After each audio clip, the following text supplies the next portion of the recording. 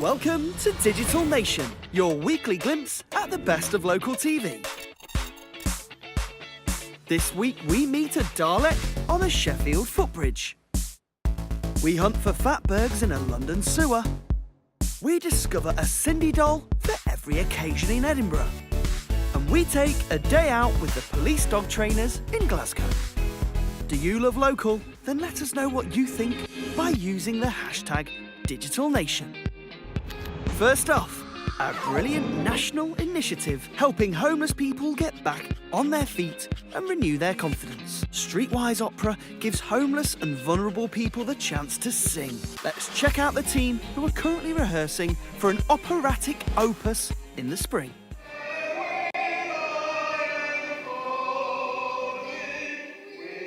Learning lines for the big show in central Manchester.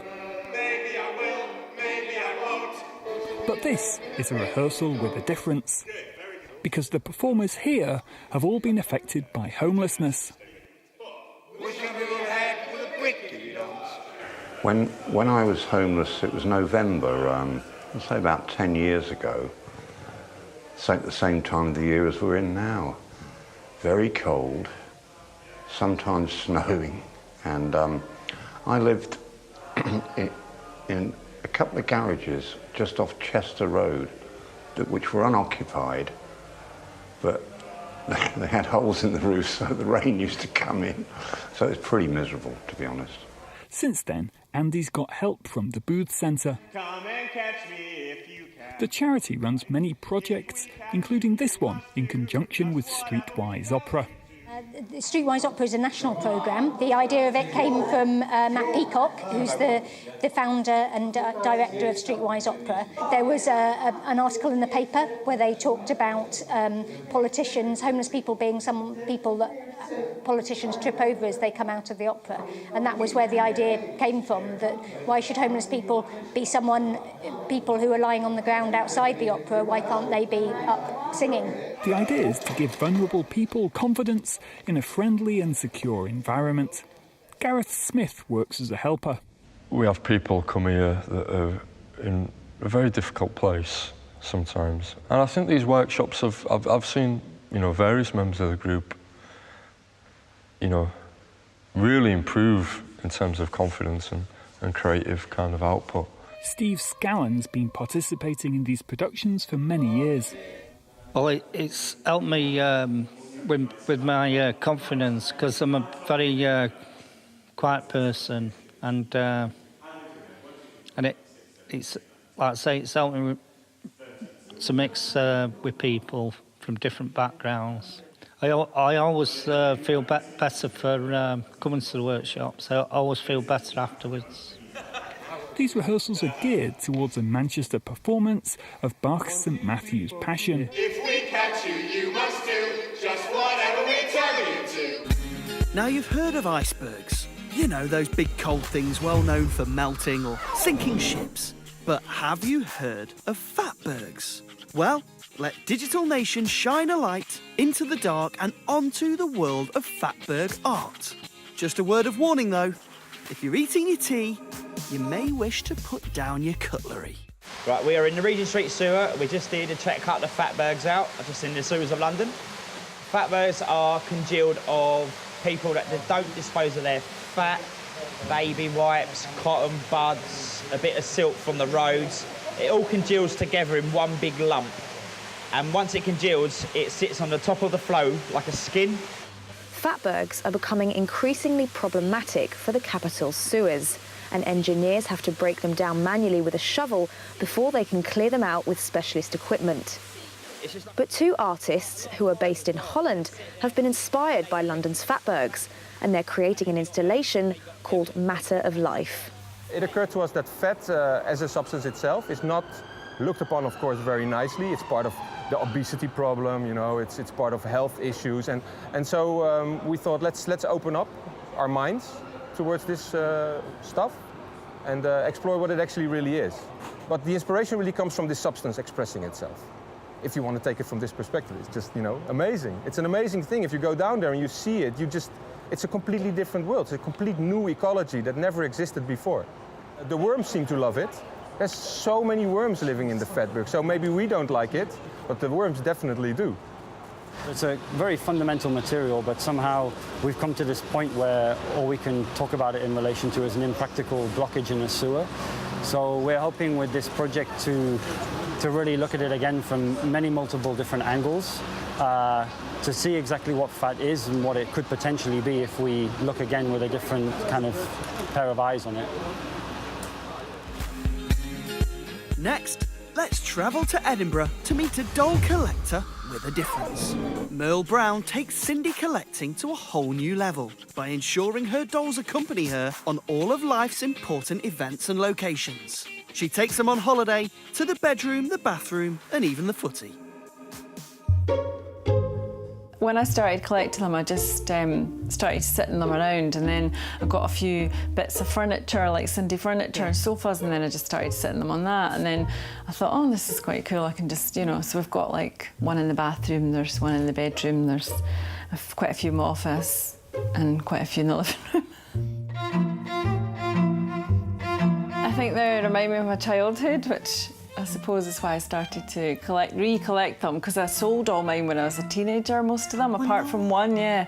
I had a big house and everything.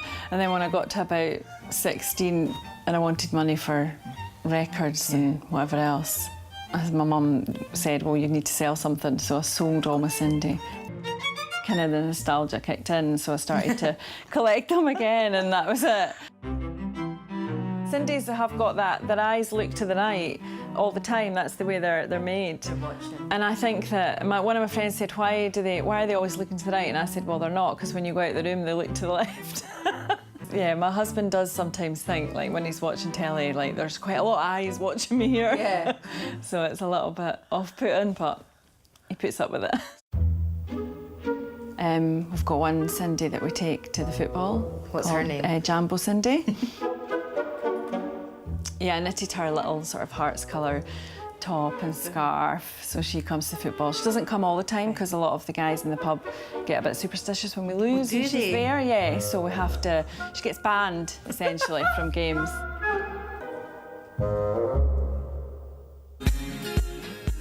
How can a delicate work of art survive the years of destruction and reformation during the English Civil War? Well, Cambridge TV has the story by removing the surface dirt and grime to reveal an ingenious solution for keeping a religious painting under wraps.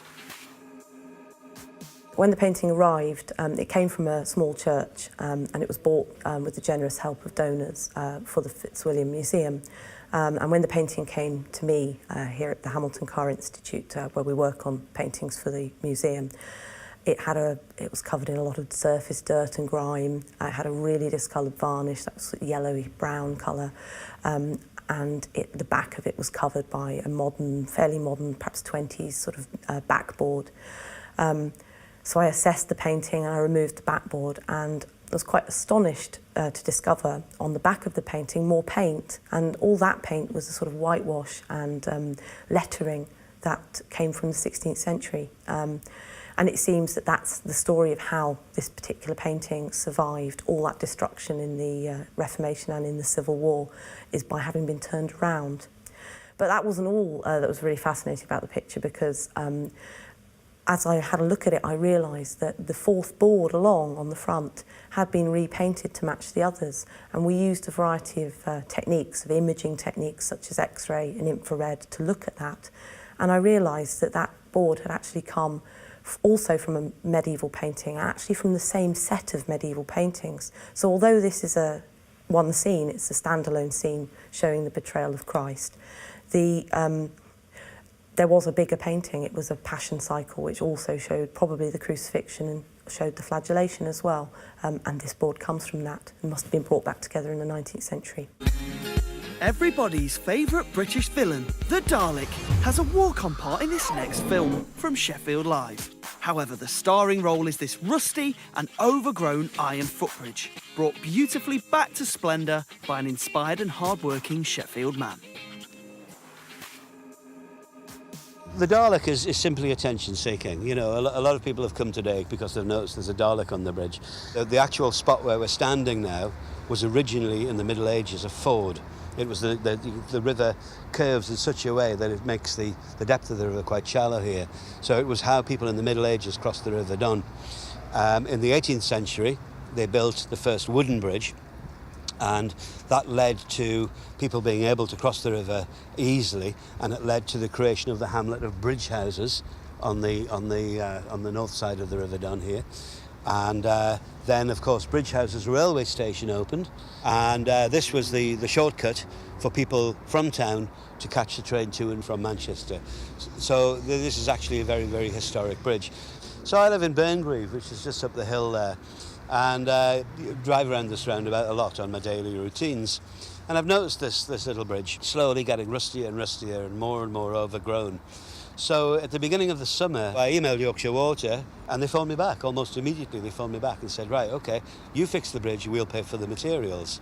So a group of us have been here most of the summer, scraping the rust off, removing the rotten wood, chopping down the vegetation, and eventually painting it. So what you can see today is the result of hundreds and hundreds and hundreds of man or people hours to try and get this bridge back up to spec. It's part of Sheffield's history, it's part of Sheffield's heritage, and it's too lovely to go to rack and ruin. That's it for part one, but before we leave you, let's get quiz-tastic with a question. Which city has won the most FA Cup finals? Is it A, London, B, Manchester, or C, Liverpool? Join us in part two for the answer.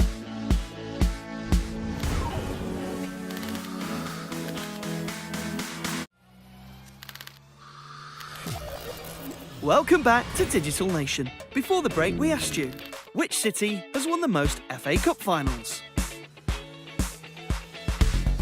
And the answer is A, London, with a host of local teams bagging a total of 33 cup finals.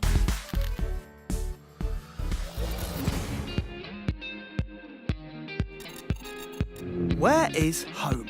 This art installation in Belfast asks some very serious questions about belonging and national borders. It takes ideas and inspiration from the migration crisis to raise awareness about searching for a place to settle, and conveys how many people may experience the sense of longing for home. Where is your home? What is your home? Who told you this was your home?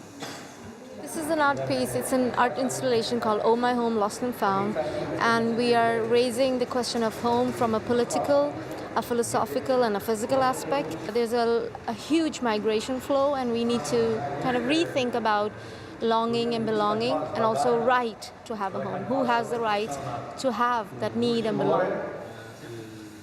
I think the notion of home and borders has always been important in Europe. Borders have shifted around for centuries, and they've never really been stable. Even now we have new countries such as Kosovo coming up, and recently the so-called migrant crisis has gotten a lot of attention in the media, but it's something that's been going on for a long time. People have been coming to Europe for refuge for a long time. It's something that Europe really needs to do some soul searching about. What kind of continent do we want to be? A place where people come to seek refuge, or somewhere where we just don't welcome anyone? Where is your home? What is your home? Who told you this was your home? In this arty episode, we've brought you a Fatberg sculpture, a medieval religious painting, and now a classic work of art by the great French artist Henri Matisse. In a special exhibition at the Tate Liverpool, we find out more about the lesser-known work he produced towards the end of his life.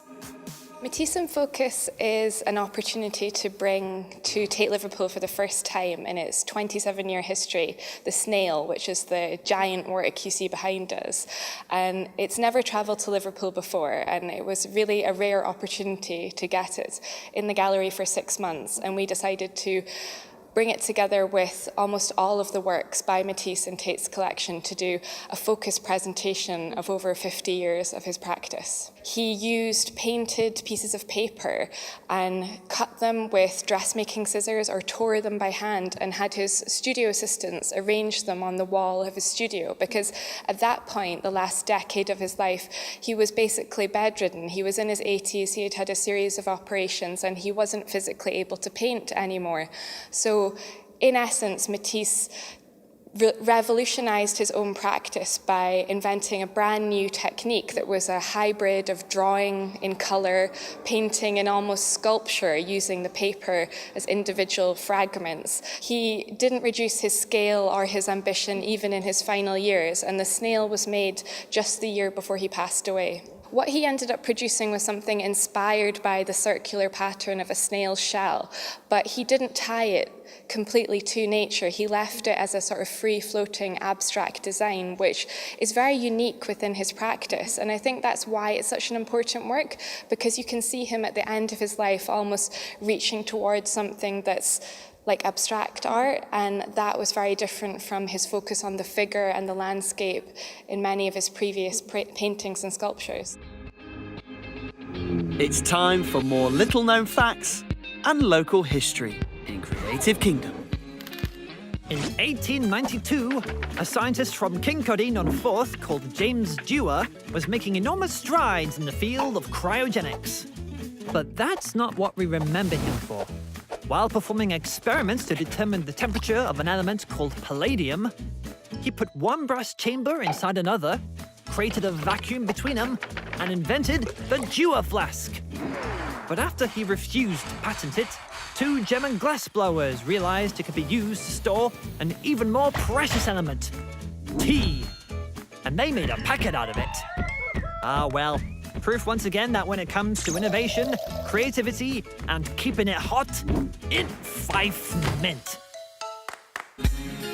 In this next clip, we see a lovingly crafted animated film screened on latest TV Brighton. We enter the life of an elderly lighthouse keeper called George, longing for his companion. He refuses to face reality, avoiding the outside world, but one day has to confront his loss.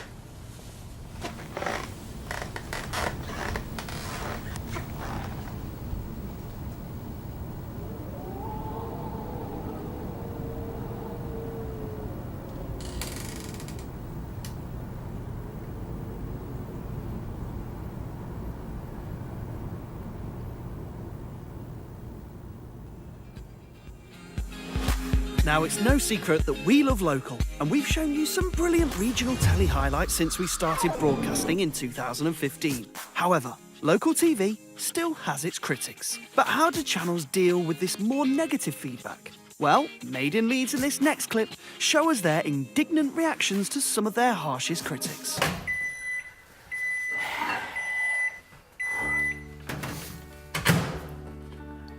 That's Made in Leeds. How do you decide what content to produce? For 10 minutes, I've been watching an unlikable ginger chap make a pizza in Trinity Kitchen? Badly. I'm not unlikable. Seriously, why does Leeds need a TV channel? It's not going to change how shit Leeds is it really? It's pretty cool that Leeds has its own TV channel. The content so far is endearingly boring. The ads have a pleasing Yorkshire flavour as well. I want to ride dirt bikes and then pursue injury compensation. It's not a bad idea, that, actually. I spent all of last night watching the Leeds TV channel. All I can say is, I'm glad I'm not from here. Imagine giving your nan a video camera and that about sums it up.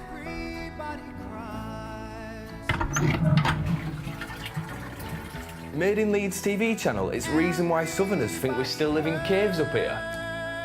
That's not the only reason, is it? What even is this Made in Leeds channel all about? It doesn't even show out good. It's a bunch of shit. How embarrassing that this channel has to show a programme called Date My Mate from 2003, exclamation mark. Who is in charge of programme scheduling? Well, that'll be us, and 2003 was a vintage year in youth-based dating programmes. It's a bit repetitive and the presenters have all the charisma of Armley Town Street. That's just not true. Why does that presenter on Made in Leeds never wear a tie? Because it's called fashion. Made in Leeds is an absolute car crash of a television channel. Strong. So how do German Shepherds and other breeds of dogs learn to locate hiding humans, find drugs, discover explosives and uncover cash? Well, they go to special canine training school, of course. In this next clip, STV Glasgow caught the scent of a story and follows the trail. So today we've come down to the police dog training school here at Pollock Park to find out what happens when the dogs get put through their paces. Let's go find out.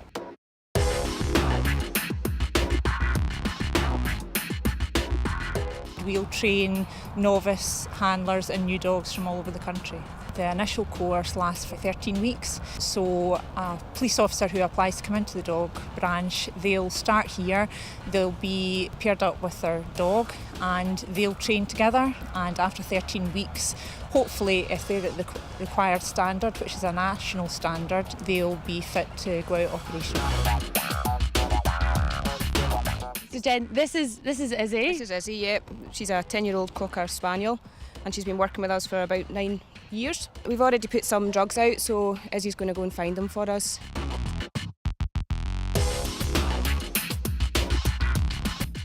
When the handler passes their initial course and the dog's licensed, the dog will go home with them and live at home in a kennel in their back garden, and that's where the bond between them really grows. Well, absolutely, they become like family pet dogs at home, but they also come to work, so the handlers will spend most of their time with their dog as opposed to their family, because they're coming to work with them and they're also taking them home and being family pets. So yeah, it's a very unique job. And that completes our collection of the best of local. If our stories have inspired you, then don't forget there's more you can see by visiting each of the local TV channels' websites. Or why not catch up on previous episodes of the show by visiting bbc.co.uk/Digital Nation.